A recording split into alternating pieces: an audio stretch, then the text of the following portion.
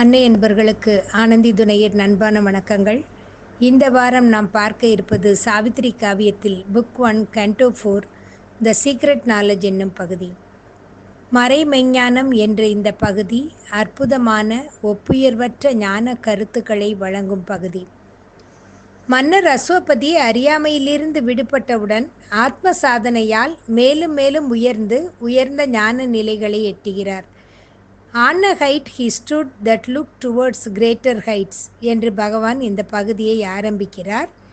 உயர்ந்த சிகரத்தில் மன்னர் அஸ்வபதி இருந்தபோது மேலும் உயர்வதற்கான மார்க்கங்களை அவர் ஏறெடுத்து நோக்குகிறார். சாதனா மார்க்கத்தில் மேலும் முன்னேற வேண்டும், தவத்தில் மேலும் உயர வேண்டும் என்ற ஆர்வத்தோடு அவர் இருக்கிறார் என்று கூறுகிறார். இதில் பகவான் நமக்கு சூசகமாக தெரிவிக்கும் செய்தி என்னவென்றால், நாமும் அதுபோல தியானத்தின் மூலமாக சில பரிசுகள் கிடைத்தவுடன் திருப்தியுற்று நின்றுவிடக்கூடாது. எட்ட வேண்டிய உயர்நிலைகள் இன்னும் உள்ளன, அதை எட்டியே ஆக வேண்டும் என்ற ஆர்வத்தை வளர்த்து கொண்டே வர வேண்டும். நம்முடைய இந்த வாழ்வு என்பது நம் ஆத்மாவின் அகண்ட பயணத்தின் ஒரு சிறு பகுதியே. நம் ஆத்மா பல கோடி பிறவிகள் எடுத்து வாழ்ந்து கொண்டிருக்கிறது. இந்த வாழ்க்கை என்பது ஒரு சிறு பகுதி. நாம் நித்தியமான பெருவாழ்வு பெற்றவர்கள் என்ற உண்மை ஞானம் இன்னும் நம்முள் அறியப்படாத ரகசியமாகவே இருந்து வருகிறது. நம்ம அதை உணரவே இல்லை, அதை உணரணும்னு ஆர்வம் காட்டவும் இல்லை. அதைத்தான் பகவான் இங்கு பேஜ் நம்பர் 46 குறிப்பிடுகிறார். A death-bound littleness is not all we are. Immortal our forgotten vastnesses await discovery in our summit selves. Unmeasured breadths and depths of being are ours. மரணத்துக்கு உட்பட்ட குறுகிய வாழ்வுடையவர்கள் அல்ல நாம். அகண்ட பெருவாழ்வுக்கு சொந்தக்காரர்கள். நம்முடைய சுயரூபமான நித்தியமான அகண்ட அம்சங்களை நாம் மறந்து விட்டோம் அல்லது உணர தவறிவிட்டோம். ஆதலால் அவை இல்லை என்று ஆகிவிடாது. அவை யாவும் என்றாவது நாம் அவற்றை தேடி கண்டுபிடிப்போம் என்று காத்திருக்கின்றன நம்முள்ளேயே. அளவிட முடியாத, கணக்கிட முடியாத அகண்ட அம்சங்களும் ஆழ்ந்த நுட்பமான அம்சங்களும் பொருந்தியவர்கள் நாம் அவற்றை அறியாமல் இருப்பதினால் அவை மறைந்து விடுவதில்லை என்று பகவான் குறிப்பிடுகிறார். அதாவது பொதுவாக உலகியல் வாழ்க்கையில் யாராவது ஒரு ரகசியத்தை, ஒரு விஷயத்தை மூடி மறைக்கிறாங்க அப்படின்னு தெரிஞ்சா நம்ம என்ன நினைப்போம்? எப்படியாவது அதை கண்டுபிடிச்சிடணும் அப்படிங்கிற ஒரு ஆர்வம் நமக்குள்ளே வரும். அதோடு இல்லை, பிடிச்சிட்டு என்ன சொல்லுவோம்? என்கிட்ட மறைக்க முடியுமா? எப்படியும் கண்டுபிடிச்சிடுவல்ல அப்படின்னு ஒரு பெருமிதம் வேற நமக்கு இருக்கும். அற்பமான இந்த உலகியல் விஷயங்களில் நமக்கு இருக்கும் ஆர்வம், இந்த ரகசியங்களை தெரிந்து கொள்ளும் ஆர்வம், நம்மை பற்றி, நம்முடைய உண்மையான சொரூபத்தை பற்றி, நாம் என்ன, நாம் யார், நம்முடைய அம்சங்கள் என்ன, அதையெல்லாம் பற்றி தெரிந்து கொள்ள வேண்டிய விஷயங்கள், எவ்வளவோ விஷயங்கள் இன்னும் ரகசியமாகவே இருக்கின்றன. அதையெல்லாம் தெரிஞ்சுக்கணும் அப்படிங்கிற ஆர்வம் நம்ம ஏன் காட்டலை? ஆனால் பகவான் இங்கு அதை நம்மை குற்றமாக சுட்டி காட்டாமல் அவையெல்லாம் காத்து கொண்டிருக்கின்றன. நீ எப்படியாவது ஒரு நாள் தேடி கண்டுகொள்வாய் என்று காத்து கொண்டிருக்கின்றன. எப்போது தேடி கண்டுகொள்ளப் போகிறாய்? உன்னை நீயே எப்போது அறியப் போகிறாய் என்று நம்மிடம் ஒரு குழந்தைக்கு சொல்வது போல அன்பாக, ரொம்ப ஆதூரமாக எடுத்து சொல்கிறார். பொதுவாக சாவித்திரியில் கொடுக்கப்பட்டுள்ள அம்சங்கள் பார்த்தீங்கன்னா எந்த இடத்துலையுமே கமெண்டாக கொடுக்க மாட்டார் பகவான். ஒரு சில இடங்களை தவிர மிச்ச எல்லா இடத்துலையும் கண்டிப்பாக நாம் இதை கண்டுபிடித்து விட முடியும், நம்மால் இந்த நிலைகளை எட்ட முடியும் என்ற ஒரு ஊக்கத்தை கொடுப்பதாகத்தான் சாவித்திரியின் வரிகள் யாவும் அமைந்திருக்கும். இங்கு கூட இம்மாற்றல் அவர் ஃபர்காட்டன் வாஸ்னஸஸ், நம்ம மறந்துட்டோம், பட் கண்டுபிடிக்க முடியும். இப்போ கூட நாம் உணர்வோடு இருந்தால் அவற்றை கண்டுபிடிக்க முடியும். அவை டிஸ்கவரி, அவை நாம் கண்டுபிடிப்பதற்காக காத்து கொண்டிருக்கின்றன என்று சொல்கிறார். அப்போ இந்த ரகசியத்தை நாம் எல்லாரும் கண்டு கொள்ள ஆர்வமுற வேண்டும். இதற்கு நாம் செய்ய வேண்டியதெல்லாம் என்னன்னா, நம்மை உள்முகமாக நாம் பார்வையை திருப்ப முனையும் போது நம் கண்களை மறைத்திருக்கும் அறியாமை திரை விலகும். நமக்குள்ளேயே அந்த டிவைன் பிரசன்ஸ், தெய்வீக சாநித்தியம் உதயமாகி நம்மை வழிநடத்த துவங்கும். அப்போது தன்னை அறிய தனக்கொரு கேடில்லை என்பது போல் தன்னை அறிதல் என்ற ஒரு நிலை நமக்கு சாத்தியமாகும். அந்த நிலை சாத்தியமாகும்போது வாழ்வு நமக்கு வசப்படும். அது வரைக்கும் நம்ம ஒரு சின்ன சின்ன விஷயத்துக்கும் நம்ம பெருசாக கவலைப்பட்டுட்டு இருப்போம். இப்போ தெரிஞ்சிடும், நம்ம இந்த ஒரு பிறவி வாழ்க்கை என்பது ஒரு மெகா சீரியலில் ஒரே ஒரு எபிசோடு மாதிரி தான். இந்த மீனிங்லெஸ் எபிசோடுக்கு நம்ம இவ்வளவு போட்டு வருத்தப்படுறோமே, உண்மையான நம்முடைய பேர் அம்சங்கள் என்னன்னு நம்ம தெரிஞ்சுக்கிட்டோன்னா நம்ம எவ்வளோ சந்தோஷமாக இருப்போம், எவ்வளோ ஆனந்தமாக இருப்போம். இந்த சின்ன விஷயம் நமக்கு ஒரு பெருசாகவே தெரியாது. இறை அம்சத்தோடு நம்மை ஒன்றிணைத்து கொள்ளும்போது வாழ்க்கை என்பது மிக எளிதான, அதைத்தான் திருவள்ளுவர் சொல்லும்போது பிறவி பெருங்கடல் நீந்துவார் நீந்தார் இறைவனடி சேராதார் என்று குறிப்பிடுவார். இந்த இறைவன் திருவடிகளை நாம் பற்றி கொண்டவுடன் இந்த பிறவி பெருங்கடலை நாம் வெகு எளிதாக கடந்து வந்துவிட முடியும். நம்முடைய உண்மை அம்சத்தை தெரிந்து கொண்டு விட்டாலே இந்த பிறவி பெருங்கடலை நாம் நீந்துவது நமக்கு சுலபமாகிவிடும். அப்போ இவ்வளவு நாளும் மற்றவங்க ரகசியத்தை எல்லாம் தேடிட்டு இருந்தது போக இனி நம்முடைய ரகசிய அம்சங்களை நாம் தேடி கண்டு கொள்வோம், வெற்றியடைவோம். நம்முள்ளேயே நம்முடைய அகண்ட அம்சங்கள் இன்னும் நாம் அறியப்படாமல் ரகசியமாக இருக்கின்றன என்று பார்த்தோம். இதை எவ்விதம் நாம் அறிந்து கொள்வது? என்றால் உள்முகமாக சென்றால் மட்டுமே நாம் நம்மை அறிந்து கொள்ள முடியும். தேடி தேடி எங்கும் ஓடுகின்றார், உன்னை தேடி கண்டு கொள்ளலாமே, உள்ளே தேடி கண்டு கொள்ளலாமே என்று பாடல் நமக்கு தெரியும். உள்ளுக்கு தான் சென்றால்தான் உள்முகமாக நாம் பார்வையை திருப்பும் போது நாம் நம் ஆன்மாவின் நாயகனான இறைவனை ஆராதிக்க துவங்கும் போது நம்முள்ளேயே இறை ஜனனம் நிகழ்கிறது. அவ்வாறு இறை ஜனனம் நிகழும்போது சுற்றிலும் ஒரு தெய்வீக சூழல் ஏற்படுகிறது, பேரமைதி நிலவுகிறது, நம் வாழ்வின் பாதையே மாறுகிறது, நம்முடைய அகந்தை குறைய ஆரம்பிக்கிறது, தனித்தன்மை அகந்தை குறைந்து குறைந்து முற்றிலும் மறைகிறது. அப்போதுதான் தியானம் நமக்கு பூரணமாக சித்திக்க துவங்குகிறது. சாவித்ரி பேஜ் நம்பர் 47 பகவான் இந்த வரிகளை குறிப்பிட்டிருக்கிறார். In moments when the inner lamps are lit and the life's cherished guests are left outside, our spirit sits alone and speaks to its gulfs.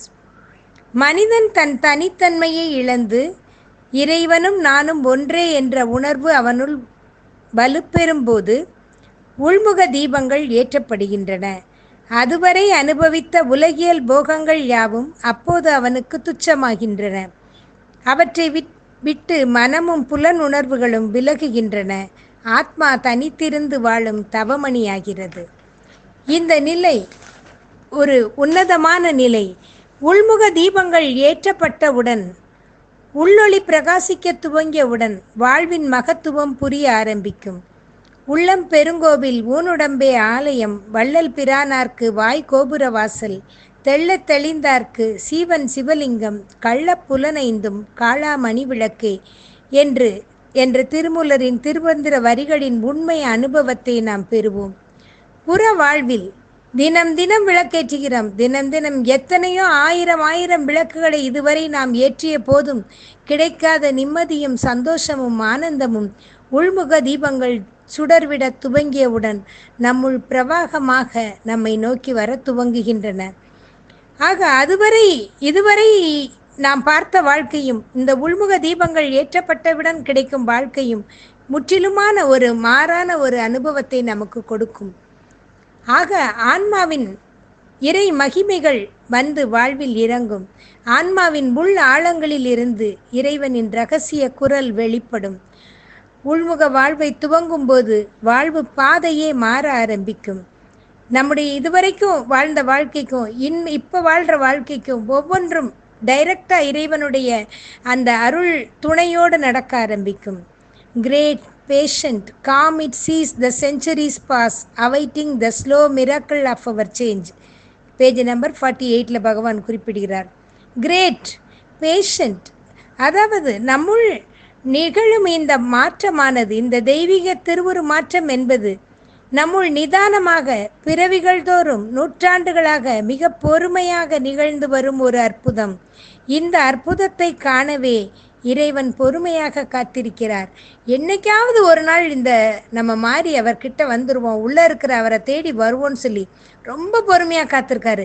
எத்தனை பிறவிகளாக, எத்தனை நூற்றாண்டுகளாக இறைவன் நமக்கு அந்த டைம் கொடுக்குறாரு. பரவாயில்ல பரவாயில்ல பரவாயில்ல, நீ வா, எப்போவாவது ஒரு நாள் என்னை தேடி நீ வருவாய் என்று காத்திருக்கிறார். ஆனால் நாம் தான் உள்முகமாக பார்வையை திருப்புவதற்கு நேரம் இல்லாமல் இருக்கிறோம். இப்போ கூட நம்ம முயற்சி செய்தால் நடக்கும். அதற்கான வரியையும் பேஜ் நம்பர் 49 பகவான் குறிப்பிடுகிறார். ஆல்வேஸ் வி பேர் in as a magic key. இதற்கான மந்திர திறவுகோல் எப்போதும் நம்மிடமே உள்ளது.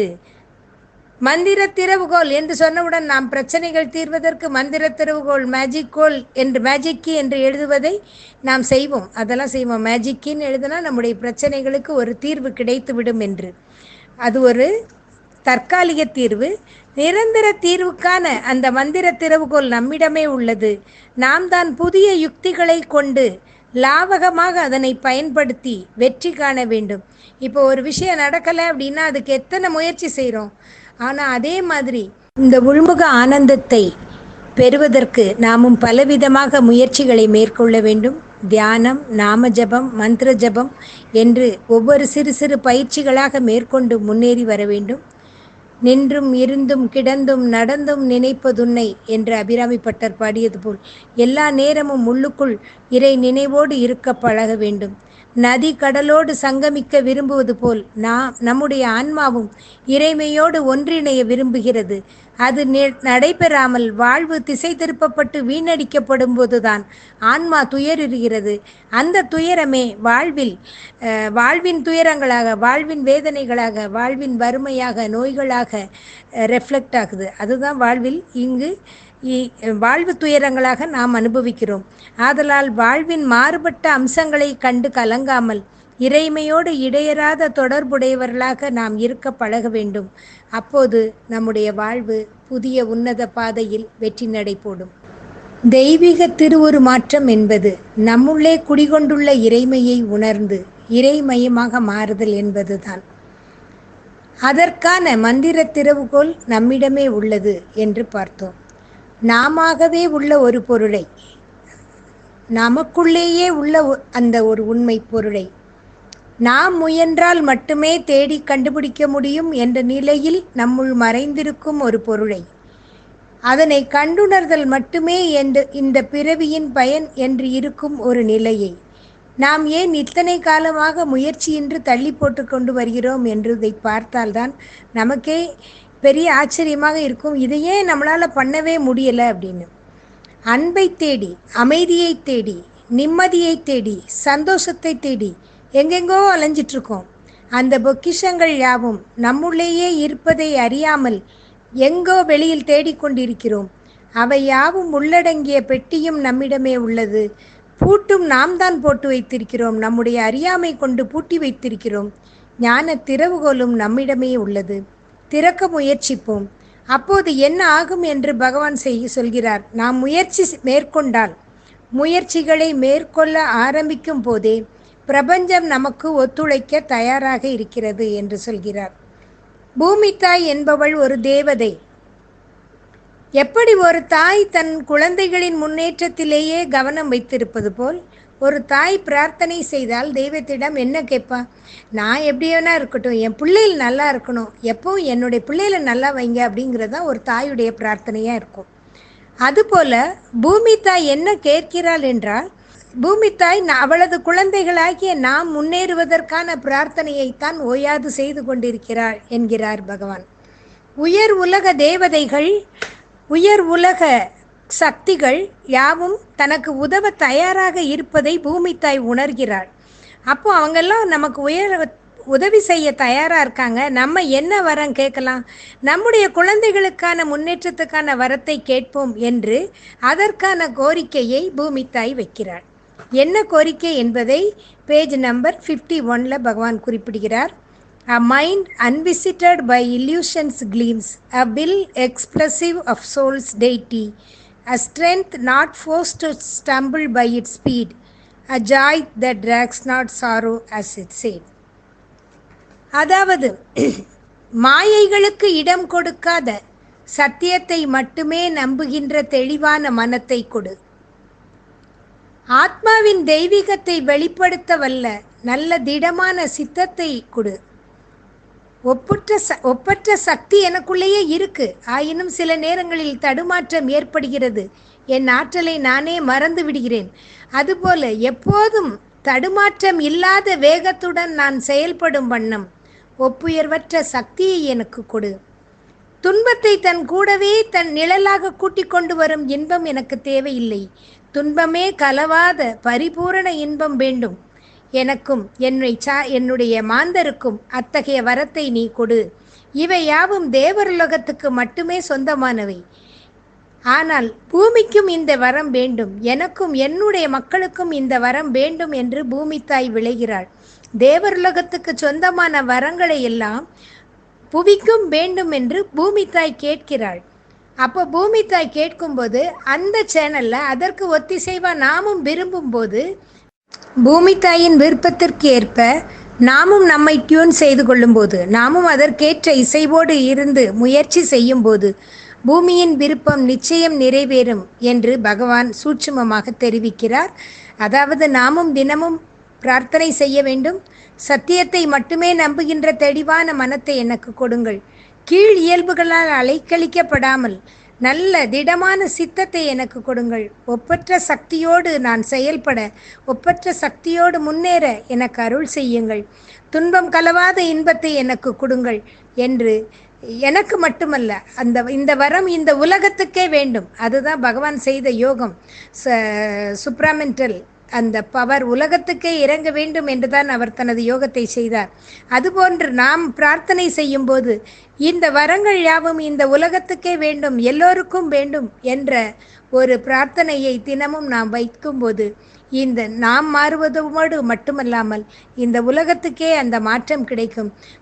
பகவான் ஸ்ரீ அரவிந்த அன்பர்களாகிய நாம் என்ன செய்ய வேண்டும்? இந்த யோகத்தை எப்படி செய்வது என்றால், இந்த மாதிரி உலகத்துக்கான பிரார்த்தனையை நாம் செய்யும்போது அதற்கான முயற்சிகளை நாம் மேற்கொள்வதுதான் இந்த பூரண யோகத்தை நாம் மேற்கொள்வதாக அர்த்தம். அப்போ பூரண யோகம் பலிக்க வேண்டும் என்று சொல்லும்போது எப்படின்னா, நாம் அவரோடு, இறைவனோடு, பகவான் ஸ்ரீ அரவிந்தரோடு அவருடைய சித்தத்தின்படி நாமும் இருக்கும்போது நாம் இந்த பூரண யோக சாதகர்களாக மாறிவிடுகிறோம். நாமும் இந்த யோகத்தை அவரோடு இணைந்து செய்கிறோம். அதற்கான முயற்சிகளை நாம் தினமும் மேற்கொள்வோம். தேவருலகத்துக்குரிய வரங்கள் யாவும் பூமிக்கும் வேண்டும் என்ற பூமி தாயின் கோரிக்கை விரைவிலேயே நிறைவேறும் என்று கூறும் பகவான், அதற்கான அற்புத தருணம் வரும் வரை நாம் பொறுமையோடு காத்திருக்க வேண்டும் என்று கூறுகிறார். இந்த பூ உலகில் நம்முடைய வாழ்வின் நோக்கம்தான் என்ன? விதியின் கரங்களில் சிக்கி தவிக்கும் நமக்கு விடிவு காலம் என்று ஒன்று உண்டா என்ற கேள்விகள் எல்லாம் நமக்குள் ஓயாது எழுந்து கொண்டிருக்கும். பகவான் இவற்றுக்கெல்லாம் பதில் அளிக்கிறார். இறைவன் எப்போதும் நம்மை தனியாக துன்பப்படும்படி விட்டுவிட்டு நம்மை கைவிட்டு விடுவதில்லை. அவர் நம்மால் செய்ய முடிந்த பணிகளையே நமக்கு தருகிறார். நம்மால் சுமக்க முடிந்த பாரங்களையே நம் மீது சுமத்துகிறார். துன்பங்களையும் தோல்விகளையும் தாங்குவதற்கு தேவையான தைரியத்தையும் பக்குவத்தையும் அவரே நமக்கு அளிக்கிறார். எப்போதும் அவருடைய திருக்கரங்கள் நமக்கு உதவிக்கரங்களாக இருந்து வலிமையையும் பாதுகாப்பையும் தந்து கொண்டே இருக்கின்றன என்று கூறும் பகவான், நம்முடைய ஆன்மா ஏன் இத்தகைய ஒரு வாழ்க்கைக்கு தன்னை உட்படுத்தி கொள்கிறது என்பதற்கும் விளக்கம் கொடுக்கிறார். ஆன்மாவானது கோடானு கோடி பிறவிகளை எடுத்து தன்னுடைய பயணத்தை மேற்கொண்டு வருகிறது. ஒவ்வொரு பிறவியிலும் ஒவ்வொரு விதமான உடலில் வாழ்கிறது. அது எந்த நிலையில் இருந்தாலும், எந்த உருவத்தில் இருந்தாலும் ஆன்மாவுக்கு பிறவிகள் தோறும் இறைவனின் உதவியானது தொடர்ந்து கொண்டே இருக்கிறது. இறைவன் நம்மை விட்டு எந்த நிலையிலும் விலகுவதே இல்லை. நமக்கென்று ஒரு ஒப்பற்ற பரிசை அவர் கையில் வைத்து கொண்டு காத்திருக்கிறார் என்கிறார். அந்த பரிசு என்ன?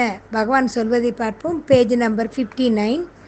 The one inevitable supreme result no will can take away and no doom change, the crown of conscious immortality, the guarded promise to our struggling souls when first man's had dared death and suffered life. யாராலும் பறிக்க முடியாத, எந்த விதியாலும் தடுக்க முடியாத ஒரு மேன்மையான பரிசு நமக்காக காத்திருக்கிறது. அதை வைத்துக்கொண்டு இறைவன் காத்திருக்கிறார். அதுவே மரணமில்லா பெருவாழ்வு என்னும் நிலை.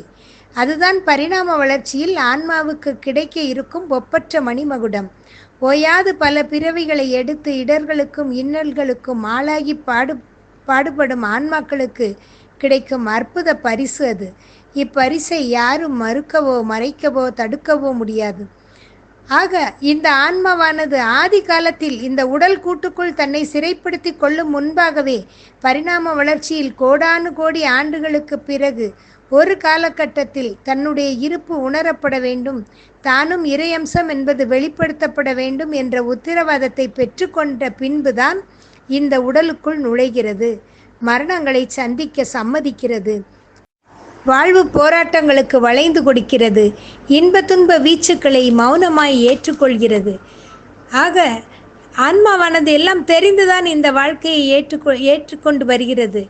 ஆக நம்முடைய இன்றைய நிலை வாழ்க்கை எவ்வளவு மோசமானதாக இருந்தாலும் குணப்படுத்தவே முடியாத ஒரு பல விஷயங்களால் நாம் பாதிக்கப்பட்டிருந்த போதிலும், துன்பங்களையும் தோல்விகளையுமே சந்தித்து கொண்டிருந்த போதிலும் அதற்காக கலங்க வேண்டாம். A mighty guidance leads us still through all என்கிறார் பகவான். இறைவனின் சக்தி வாய்ந்த பேரருள் எல்லா சூழ்நிலைகளிலும் நம்மை வழிநடத்தி செல்கிறது. எல்லா நேரத்திலும் இறைவனுடைய அந்த சக்தி வாய்ந்த வழிநடத்துதல் நமக்கு இருப்பதனால் நாம் கவலைப்பட வேண்டாம். A mighty guidance leads us still through all. After we have served this great divided world, God's bliss and oneness are our inborn right. A date is fixed in the calendar of the unknown. அப்படின்னு கொடுத்துட்டு all will come near that now is not or far. These calm and distant mights shall act at last என்று குறிப்பிடுகிறார். அதாவது நாமெல்லாம் இறைமை என்னும் பேரின்பத்தின் பங்குதாரர்கள். சச்சிதானந்தம் நமது பிறப்புரிமை. ஏகனோடு இணைந்து கலந்து மகிழ்ந்து அவனது சச்சிதானந்த பெருவெள்ளத்தில் திளைக்கும் உரிமை பெற்றவர்கள் நாம். ஒவ்வொருவருக்கும் அந்த உரிமை இருக்கிறது. நாம் அந்த உரிமையை பெறுவதற்கு பல பிறவிகளாக முயற்சி செய்ய வேண்டியிருக்கிறது. சில தேர்வுகளை சந்திக்க வேண்டியிருக்கிறது, பயிற்சிகளை மேற்கொள்ள வேண்டியிருக்கிறது, வாழ்வு துன்பங்களை கடந்து வர வேண்டியிருக்கிறது. பட் ரிசல்ட் எல்லாருக்கும் கண்டிப்பாக கிடைக்க போகுது அந்த மணிமகுடம் என்பதை பகவான் இங்கு உத்திரவாதமாக சொல்கிறார். ஆதலால் வாழ்க்கையில் நம்ம வரும் பிரச்சனைகளுக்கெல்லாம் நம்ம கவலைப்பட வேண்டாம். ஒவ்வொரு மானுடனுக்கும் ஏகனோடு இணையும் அந்த பேரு கண்டிப்பாக கிட்டும். அப்போது அவன் சச்சிதானந்த நிலையை எட்டி விடுவான். அந்த அற்புத தருணம் எப்பொழுது நிகழும் என்பதுதான் நமக்கு தெரியாத ஒன்று. அதற்காக ஒரு டேட்டை கண்டிப்பாக இறைவன் ஃபிக்ஸ் பண்ணியிருக்காரு. அந்த நாள் வரும் வரை நம் வாழ்க்கையை இறைவன் நமக்கு அளித்த வரப்பிரசாதமாக எண்ணி வாழ்ந்து இறை ஆனந்தத்தை பெறுவதற்கு நாம் நம்மை தயார் நிலையில் வைத்து கொள்ள வேண்டும் என்கிறார் பகவான். ஆக நம்முடைய ஆன்மா பேரின்பத்தை அனுபவிப்பதற்கான நாள் இருக்கிறது, நிச்சயமாக குறிக்கப்பட்டிருக்கிறது. அந்த நாளுக்காக இன்றைய நிலைகளை, இன்றைய வாழ்வு சூழல்களை பற்றி நாம் கவலைப்பட வேண்டாம். நமக்கான அற்புதமான எதிர்காலம் காத்திருக்கிறது என்ற உண்மையை உணர்ந்து இறை உணர்வோடு வாழ்ந்து பெரிய நிலைகளை பெறுவதற்கு தயார் நிலையில் இருப்போம். பிரபஞ்ச இயக்கம் என்பது ஒரு இறை விளையாட்டு. இந்த மாபெரும் விளையாட்டை இறைவனும் இறைவியும் இணைந்தே நடத்துகிறார்கள். There are two who are one and play in many worlds என்கிறார் பகவான். அண்ட சராச்சரமெங்கும் அவர்களது இயக்கமே. நம்முடைய வாழ்விலும் எண்ணங்களிலும் அவர்கள் இணைந்தே இருக்கிறார்கள். இறைவன் ஆன்மாவாகவும் புருஷனாகவும், இறைவி பிரகிருத்தியாகவும் வாழ்வாகவும் இருந்து இந்த நாடகம் நடைபெறுகிறது. இந்த நாடகத்திலே பிரபஞ்ச அரசாட்சியை சக்தியிடம் ஒப்படைத்துவிட்டு பெரும் பார்வையாளனாகவே இறைவன் இருக்கிறார். பூமிக்கும் சொர்க்கத்துக்கும் சகல லோகங்களுக்கும் ஏகபோக உரிமையாளனாக இருக்கும் இறைவன் மொத்த அரசாட்சியையும் சக்தியிடம் ஒப்படைத்துவிட்டு வெறும் பார்வையாளனாக இருக்கிறார். சக்தியே ராஜராஜேஸ்வரியாக திகழ்ந்து அனைத்தையும் பரிபாலனம் செய்கிறாள் என்கிறார் பகவான். இங்கு இரண்டாக தெரியும் இறைவனும் இறைவியும் யாவற்றுக்கும் ஒரே ஆதார சுருதியாக வாழ்வின் இரகசியமாக விளங்குகிறார்கள். இந்த உண்மையை நம் உள்ளும் புறமும் உணர அற்புதங்கள் நம்மை வந்தடைய துவங்குகின்றன. இறைவனுடைய ஆன்மாவின் நுட்பமான அணுவினால் நாமும் இந்த பிரபஞ்சமும் ஆக்கப்பட்டுள்ளோம். இறைமை என்று சொல்லும்போது எப்படியெல்லாம் குறிப்பிடுகிறார் பகவான் இங்கே என்று பார்த்தா, eternal, immortal, infinite, vast, all conscious, all blissful, all light, all delight, all wonderful, the absolute, the perfect, all knowing. ஆக இத்தனையுமாக விளங்கும் அந்த பேரிறைவனின் ஒரு துளி நம்முள் உள்ளது. நித்தியமான, பெருவாழ்வு பெற்ற, அனந்தமான, அகண்டமான, பேருணர்வு மிக்க, பேரானந்த சொரூபமான, பேரொழியின் சொரூபமான, பேர் அற்புதமான, பரிபூரணமான, அனைத்து ஞானமும் பொருந்தியவராக விளங்கும் அந்த பேரிறைவனின் ஒரு துளி நம்முள் உள்ளது. தன்னை அறிய தனக்கொரு கேடில்லை என்பதற்கேற்ப இந்த ஒரு துளி இறை அம்சம் நமக்குள் துலங்குகிறது என்பதை மானுடன் உணர்ந்தவுடன் சக்தி அவனை தன் விளையாட்டின் பிடியில் இருந்து விடுவிக்கிறாள். அதாவது விளையாட்டின் பிடினா பிரபஞ்ச வாழ்க்கையில் எவ்வளவு பிரச்சனைகள், கஷ்டங்கள் மாற்றி மாற்றி ஏன் தான் இப்படி கஷ்டப்படுறோன்னே தெரியாது. அப்படிலாம் கஷ்டப்படுறோம், எதுக்கு இந்த வாழ்க்கை நினைக்கிற அளவுக்கு பிரச்சனைகள் இருக்கும். இதற்கெல்லாம் காரணம் என்ன என்று சொல்கிறார். மனிதன் இதை உணர ஆரம்பித்தவுடன் சக்தியின் பிடியில் இருந்து அவன் விடுபட்டு விடுகிறான். ஏனென்றால் சக்தியினுடைய லட்சியம் என்னன்னா, மனிதன் உள்ளிருக்கும் இறைமையை உணர வேண்டும் என்பதுதான் இறைவியின் லட்சியம். இப்போ புரியுதா? நம்முடைய பிரச்சனைகளுக்கெல்லாம் தீர்வு, நிரந்தர தீர்வு எதுனா தன்னை அறிதல் என்பதுதான். அதை விட்டுட்டு பிரச்சனைகளுக்கு நம்ம தற்காலிகமாக தான் தீர்வு தேடிட்டு இருக்கோம். நிரந்தரமான தீர்வு இதுதான். இதை பகவான் பேஜ் நம்பர் 65 சொல்கிறார். At last he wakes to a memory of self. He sees within the face of deity. The Godhead breaks out through the human mold. அதாவது கடைசியில் மனிதன் தன்னுள்ளே விழித்துக் கொள்கிறான், தன்னுள்ளே இறைமையை தரிசிக்கிறான். இறைமையின் திருமுகத்தை தன்னுள்ளே தரிசித்தவுடன் மானுட அம்சத்தில் இருந்து இறை அம்சம் துலங்க ஆரம்பிக்கிறது என்று கூறுகிறார். இவ்வாறு உள்ளிருக்கும் பேரொளியை நாம் உணர ஆரம்பித்து விட்டால் போதும், வெளியில் இருந்து வரும் தாக்கங்கள் குறைய ஆரம்பிக்கும். முழுவதுமாக திருவுருமாறி பரிபூரண நிலை எட்டுபவனிடம் சக்தி தன் விளையாட்டை நிறுத்தி கொள்கிறாள். ஏனெனில் இந்த வெற்றிதான் இறைவியின் லட்சியம். மனிதன் பரிபூரணவனாக திருவுருமாறி தன்னுள்ளே இறைமையை உணர வேண்டும் என்பதுதான் சக்தியின் லட்சியம். அந்த லட்சியத்தை அவன் நிறைவேற்ற தாமதமாக்கி கொண்டு வரும்போது வாழ்வு பிரச்சனையாக போய்கொண்டே இருக்கிறது. எப்போது அதை உணர்வதற்கு பாதையில் அவன் திரும்பும்போது பிரச்சனைகள் குறைய ஆரம்பிக்கிறது. அதை உணர்ந்து விடும்போது பிரச்சனைகள் நின்று விடுகிறது. சக்தி தன் விளையாட்டின் பிடியில் இருந்து அவனை விடுவிக்கிறாள். மேலும் தனது அதிகாரங்களை, ஆற்றல்களை அவனிடமே சமர்ப்பிக்கிறாள். ஆக நம்முடைய மானுட அறியாமையின் பின்னே இறை ஞானம் துலங்குகிறது. அதைத்தான் சீக்ரெட் நாலேஜ் என்று சொல்கிறார். இறை ஞானம் என்பதை, மெஞ்ஞானம் என்பது இறைவன் என்றால் அதை மறைத்திருக்கும் திரையாக இருப்பவள் சக்தி. திரையாக இருப்பவளும் அவளே, திரையை விலக்குபவளும் அவளே. அந்த திரையை விலக்குபவள்தான் அவளுடைய திருவிளையாடல். இருவரும் இணைந்து நிகழ்த்தும் இந்த திருவிளையாடல் தான் நம்முடைய வாழ்க்கை. ஒவ்வொருவருள்ளும் உறையும் இறைவன் தன் இருப்பை வெளிப்படுத்துவதில் தாமதம் காட்டுகிறார். நமது முயற்சிகளுக்கும் தேடல்களுக்கும் அனுமதி தந்து பொறுமையோடு காத்திருக்கிறார். நம்முள்ளே உறையும் இறைவன் நம்முடைய தாழ்ந்த இயல்புகளை, அம்சங்களை வெறுக்கவில்லை, மறுக்கவில்லை, மௌனமாக ஏற்றுக்கொள்கிறார். ஆள் நோயிங்காக இருக்கும் அவர் நம்முள்ளே ஒன்றும் தெரியாதவராக இருக்க சம்மதிக்கிறார். காலங்களுக்கு அப்பாற்பட்டவராக, நித்தியமானவராக இருக்கும் அவர் நம்முள்ளே இருந்து காலத்துக்கு உட்பட்ட வாழ்வுக்கு இணங்குகிறார். மரணமில்லா பெருவாழ்வுடைய அவர் நம்முள்ளிருந்து பிணி, மூப்பு, மரணம் இவற்றை ஏற்கிறார். பேரின்ப ஊற்றான இறைவன் நம்முள்ளிருந்து துன்பப்படுவதற்கு சம்மதிக்கிறார். ஆக பகவான் சொல்கிறார், இறைமை மானுடமாகிறது. அப்படியானால் மானுடம் தெய்வீகமாக முடியாதா? His image, page number 67 குறிப்பிடுகிறார். His image in the human measure cast, that to his divine measure we might rise. This transfiguration is earth's due to heaven.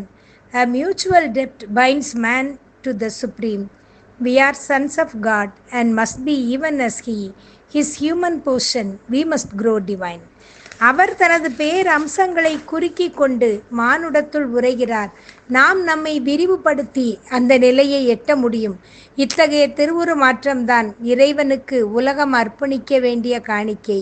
இத்தகைய திருவுரு மாற்றம்தான் இறைவனுக்கு நாம் ஒவ்வொருவரும் செய்ய வேண்டிய சேவை, வழிபாடு. பரஸ்பர இந்த ஒப்பந்தம்தான் மனிதனை இறைவனோடு இணைக்கிறது. நாமெல்லாம் பேரிறைவனின் புத்திரர்கள். அவரைப் போலவே நாமும் ஆக முடியும். அவர் நமக்கு அருளியுள்ள இந்த மானுட பகுதியை தெய்வீகமாக்கி திருப்பி தருவதே நாம் அவருக்கு செய்யும் சேவை, வழிபாடு, பூஜை, சமர்ப்பணம் யாவும். இதை நாம் செய்வதற்கு சக்தியினுடைய அருள் உதவி நமக்கு வேண்டும். ஆதலால் தான் the adoration of the divine mother என்ற பகுதியை பகவான் வைத்தார். அன்னையை போற்ற போற்ற பராசக்தியை சரணடையும் போது அவளே இந்த அறியாமை திரையை நமக்கு விலக்கி நமக்கு பேரொளியை, பெரும் ஞானத்தை இனம் காட்டுகிறாள். நமக்குள்ளே தெய்வீக அம்சத்தை துலங்கச் செய்கிறாள். நாம் அந்த தெய்வீக அம்சத்தை உணர வேண்டும் என்பதே சக்தியின் லட்சியம். அந்த அவளுடைய லட்சியம் நிறைவேறும் போது அவள் நம்முடைய நமக்கு வேண்டிய வாழ்வு சௌபாக்கியங்களை குறைவில்லாது வழங்கி நம்மை பூரணமாக்கி நம்மை வெற்றி பெறச் செய்கிறாள். நாம் அதற்கான முயற்சிகளை மேற்கொள்வோம். நன்றி, வணக்கம்.